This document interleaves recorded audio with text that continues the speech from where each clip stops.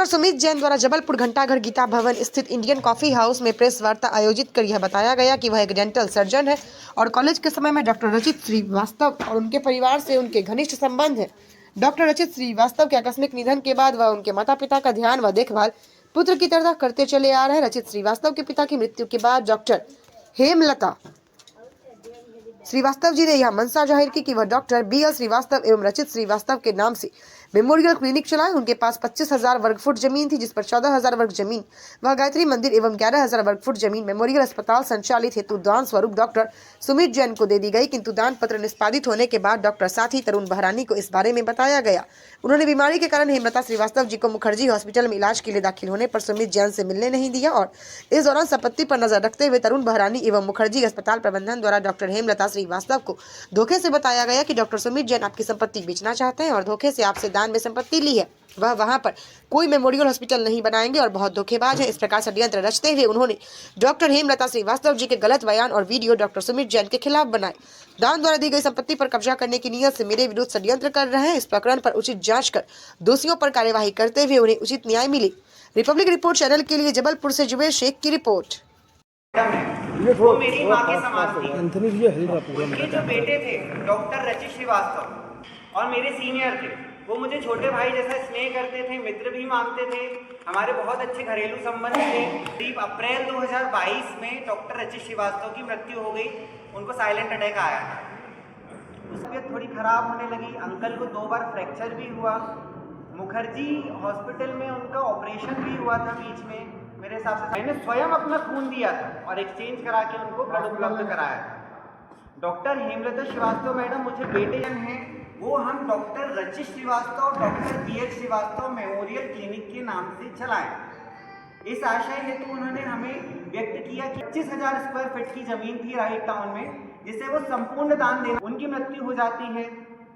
उसके बाद जो है 2 जनवरी 2026 को मैडम रजिस्ट्री ऑफिस जाकर हैं, सब चीज़ें बताई जाती हैं और उसके बाद 2 गवाहों की उपस्थिति में रजिस्टर्ड गिफ्ट डीड तो कलेक्ट्रेट के बाजू में जो आधार सेंटर है 100-150 मीटर दूर, वहाँ पे उनको ले जाया गया। फिर उनका थंब अपग्रेड हुआ और उसके हमारे पास वो पंजीयक कार्यालय गई, फिर उनका थंब लिया गया, तब जाके आया। तो करीब 3 से 4 घंटे रही वो, तभी उनका जो है रजिस्टर्ड गिफ्ट डीड हुई।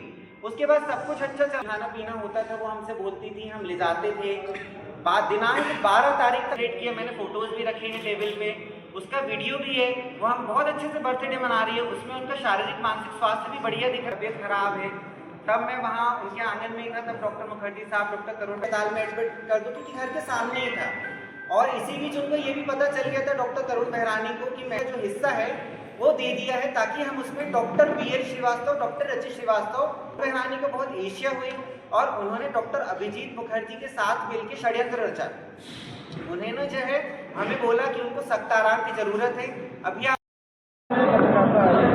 मैं डॉक्टर सुमित जैन, ये प्रेस वार्ता जो है इसलिए रखी गई, जो डॉक्टर हेमलता मैडम का प्रॉपर्टी विवाद है उसके लिए रखी गई है। उसमें हम सच उजागर कर रहे हैं कि मैं डॉक्टर सुमित जैन था, उनके जो बेटे थे डॉक्टर रचित श्रीवास्तव मेरे कॉलेज में सीनियर थे और मुझे मित्रवत मानते थे, मुझे छोटे भाई जैसा मानते थे। इस कारण मेरा डॉक्टर हेमलता मैडम के घर आना जाना था। मैं उनको काफ़ी समय से जानता था, उनका ध्यान भी रखता था। डॉक्टर हेमलता मैडम ने हमसे यह व्यक्त किया काफ़ी समय पहले कि वो अपनी प्रॉपर्टी के एक हिस्से में doctor BL Srivastava doctor Rachit Srivastava memorial clinic चलाना चाहती हैं। इस हेतु उन्होंने दिनांक 2 जनवरी 2026 को रजिस्टर्ड गिफ्ट डीड द्वारा हमें वो संपत्ति दान की, ताकि हम उसमें doctor BL Srivastava doctor Rachit Srivastava memorial clinic चला सकें। 2 तारीख के बाद हम लगातार मिलते रहे। 12 जनवरी तक वो एकदम ठीक थी, उनका हमने बर्थडे भी बहुत अच्छे से मनाया, बहुत खुश थी, शारीरिक रूप से भी अच्छी, मानसिक रूप से भी अच्छी लग रही हैं। वो वीडियो भी हमने कई जगह डाला है, दिखाया है। इसके बाद जो है 14 तारीख को उनकी तबीयत खराब हुई। जब 14 तारीख को उनकी तबीयत खराब हुई तो डॉक्टर तरुण बहरानी की सलाह पे हमने सामने जो उनके घर के सामने मुखर्जी अस्पताल में उनको भर्ती कराया। उसके बाद जब 15 तारीख को हम उनसे मिलने गए, 14-15 को, तो हमें बलपूर्वक बाहर कर दिया गया। यह बोला गया कि उनका स्वास्थ्य ठीक नहीं है, आप नहीं मिल सकते। इसी दौरान 14-15 तारीख को उनके कुछ वीडियो शूट किए गए, कुछ थंब लगाए गए उनके द्वारा कि कागजों पे साइन लिए गए डॉक्टर तरुण बहरानी द्वारा मुखर्जी अस्पताल प्रशासन के सहयोग से। और उन्हीं वीडियो को 28 तारीख का बता के जब मैडम वेंटिलेटर पे थी मेडिकल में, तब उसे वायरल किया गया। ये बहुत ही संदेह की स्थिति कि 15 तारीख का वीडियो बनाया और उससे 28 तारीख को क्यों वायरल किया गया। दूसरी चीज़, जो डॉक्टर तरुण बहरानी है, उन्होंने पहले भी कई संपत्तियों पे कब्जे किए हैं। उन्होंने गोल बाजार स्थित जैन बोर्डिंग ट्रस्ट की संपत्ति पर भी कब्जा करके रखा है। कुछ समय पहले उनकी मारपीट भी हुई थी और इस संबंध में प्रकरण माननीय न्यायालय में लंबित भी है। और उनके और डॉक्टर अभिजीत मुखर्जी के द्वारा हमें झूठा फंसाया जा रहा है। आप क्या चाहते हैं? हम ये चाहते हैं कि मैडम से हमें मिलने दिया जाए, और अगर मैडम से ये झूठा वीडियो बना के, इसकी भी जांच होनी चाहिए कि 15 तारीख को वीडियो बना के हमें बदनाम करने के लिए 28 तारीख को क्यों वायरल किया गया।